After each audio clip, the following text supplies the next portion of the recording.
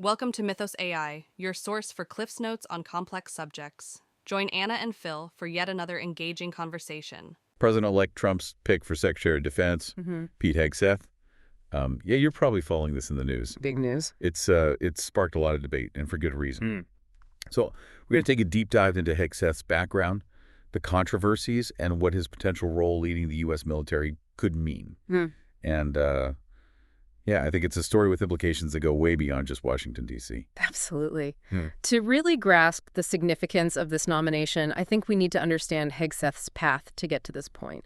So, he was born back in 1980 into a family that was already pretty politically active. He went on to earn degrees from Princeton and Harvard, served in the military, including deployments to Guantanamo Bay, Iraq, and Afghanistan, received 2 Bronze Star medals and 2 Army Commendation medals for his service. And then following that military career, he transitioned into media, became a conservative commentator, known for strong opinions, especially on Fox News. Right. And, that transition from decorated veteran to this outspoken commentator role that he's kind of taken on, it's been the subject of a lot of discussion. How did his military experience kind of set him on this trajectory? Right. And what role did his conservative commentary style play in his rise to prominence, especially when we're considering the Trump sphere of influence? Yeah, Hegseth very frequently invokes his military background when he's expressing his views. Right. And often he presents them as coming from, this firsthand experience and understanding of military matters. And this resonates with a certain segment of the population who see him as a credible voice on national security. Sure. His conservative commentary on Fox News then further amplified his visibility, particularly amongst, those who are aligned with Trump's base. Right. And this alignment brought him closer to the former president, which ultimately led to his nomination. His nomination has not been met with, universal applause, as we were saying. That's right. There are a number of controversies swirling around Hegseth that we should unpack. One prominent area of concern is his views on women in combat and the military's diversity initiatives. Right. So Hegseth has consistently voiced opposition to having women in combat roles. He argues that it negatively impacts unit cohesion and operational effectiveness. Right. He's also been critical of the military's diversity, equity, and inclusion programs, also known as DEI. Yeah. He claims that these programs detract from combat readiness, a stance that's drawn criticism from those who believe that they are essential for a modern and effective military. So beyond just his views on women in combat and DEI, there are some specific allegations and incidents that have fueled controversy. So let's delve into some of those. Sure. So there was an incident involving a tattoo that was associated with white supremacist groups. Right. This ultimately led to him being removed from National Guard duties during President Biden's inauguration. Wow. Hegseth has denied having any extremist ideology, but the incident raised questions about his judgment and the people he associates with. Another controversial stance that he's taken is his advocacy for pardoning those who've been accused of war crimes. Right. And this has ignited very strong reactions, particularly from human rights advocates. Yeah. So his lobbying efforts for these pardons have been met with some pretty fierce opposition. While some argue that he's simply defending soldiers who were unfairly treated, critics say that this undermines military justice and sets a dangerous precedent. The argument there is that pardoning war criminals could essentially condone unlawful behavior and really weaken the very foundations of military law. And to add to the kind of complexity of the issues surrounding Hegseth, there was a 2017 sexual assault allegation against him. Yes. Which resulted in a reported settlement. That's right. And although the details of the case remain largely private, the accusation continues to draw scrutiny.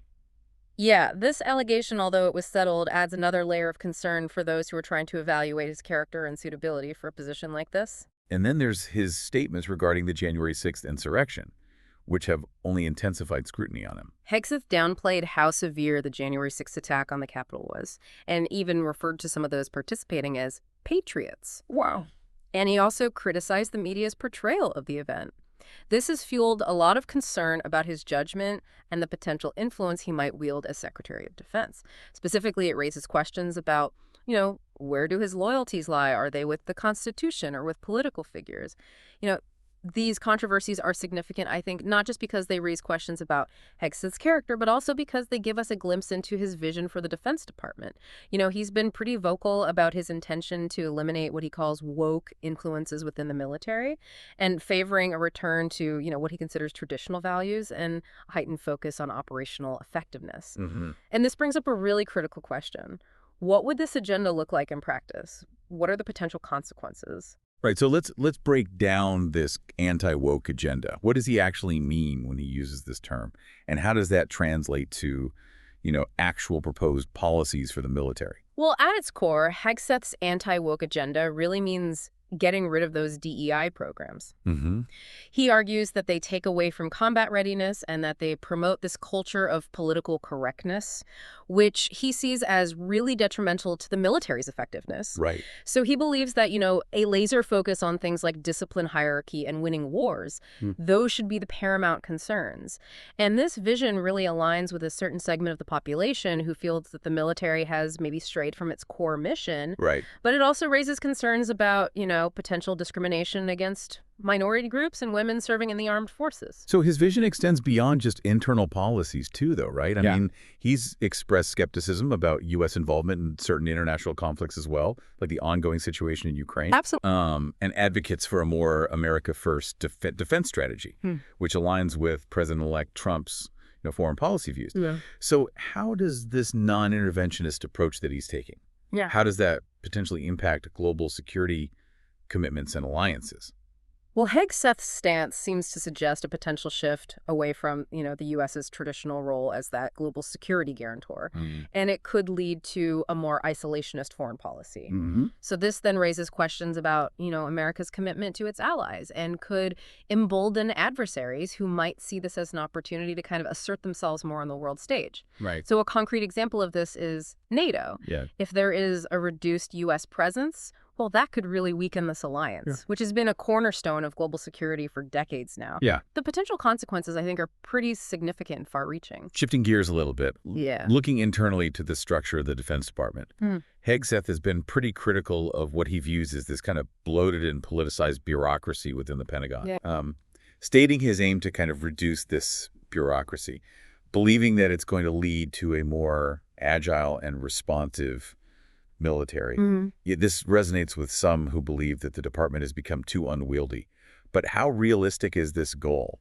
And what are some of the downsides we should consider? Well, Hegseth's desire to streamline the Department of Defense is definitely something that's shared by some who believe it's become, too complex and detached from its core function. Right. However, critics argue that his approach could actually result in the loss of some vital expertise and institutional knowledge. So any restructuring of the Defense Department, I think, needs to be approached strategically, recognizing, just how intricate the organization is. Otherwise, the unintended consequence could be even more chaos and inefficiency. It's a very delicate balance. So given Hegseth's controversial past and the concerns that we've discussed surrounding his vision, it's not surprising that his nomination has, sparked a lot of debate. And this really reflects, I think, the deep partisan divides within the country. Right. The reactions to Hegseth's nomination have been very divided, and they've largely fallen along those partisan lines. Those on the right, particularly those who share Trump's ideology, they generally view Hegseth favorably. They see him as a strong leader who will prioritize a strong military and push back against what they see as these liberal influences within the institution. And then on the other side, you have many liberals and moderates who have expressed serious concerns about Hegseth's views and what their potential impact could be on the military national security and America's global standing. This idea that Hegseth's appointment could further politicize the military, it's a major concern for many people. I mean, the apolitical foundation of the U.S. military is so crucial to American democracy. So how do Hegseth's past actions and statements, especially those regarding the January 6th insurrection, how do they contribute to these anxieties? Well, his downplaying of the January 6th attack and his defense of those who were involved, it raises significant doubts about his judgment and his commitment to upholding democratic norms. And these statements suggest that he might be willing to prioritize loyalty to political figures over adherence to the Constitution, which is a really fundamental concern for anyone in a position of power within the government, especially within the military, where upholding the Constitution is absolutely paramount. It's clear that this is a very contentious nomination. And there are a lot of concerns about his suitability for this role and really the potential impact of his ideology on the military. So his confirmation hearings are likely to be pretty intense, I would imagine, reflecting, just this broader clash of visions when we think about the future of the U.S. military. So what can we anticipate as this process kind of plays out? Well, the Senate confirmation hearings, I think, will be a very crucial stage in determining Hegseth's future. The senators are going to rigorously question him about those controversial statements that we talked about, his policy positions, and really his qualifications for leading the entire Defense Department. And so the outcome of these hearings is going to hold some pretty significant implications, not only for Hegseth himself, but also for, the direction U.S. defense policy might take under a potential second Trump administration. So looking beyond just the confirmation process, let's think about some of the broader implications of this nomination. Regardless of whether he is ultimately confirmed, Hegseth's rise to prominence and, the intense debate that's surrounding his candidacy, it really highlights a fundamental tension, I think, within American democracy. Yeah, I think Hegseth's nomination really brings into sharp focus that balance that has to be struck between civilian control of the military and the need for a professional, nonpartisan military force. It underscores the importance of safeguarding that apolitical nature of the armed forces. Making sure that their primary focus remains on defending the nation and not on serving the interests of any specific political party or ideology. So as we conclude this deep dive into Pete Hegseth's background, the controversies, and his vision for the Defense Department, what are some key takeaways our listeners should keep in mind? I think this whole situation really underscores just how important informed civic engagement is. It's absolutely crucial for citizens to understand these complexities when it comes to national security issues and to engage in, some really thoughtful dialogue about where the U.S. military is headed. The decisions that are made in the coming weeks and months regarding Hegseth's nomination, they're going to have a profound and lasting impact, I think, on the military and its role in the world. Yeah, Pete Hegseth's journey, from decorated veteran to this controversial media figure and now nominee for Secretary of Defense. It's really a reflection of just how divided we are and the complex challenges that the United States is facing today. So hopefully this deep dive has equipped you with some of the insights you need to engage in some informed discussions. About this critical moment in American history, the future of the U.S. military and its place on the global stage really hangs in the balance. Thanks for listening to Mythos AI. Stay tuned for more concise insights. And remember to hit the like button and subscribe for future episodes.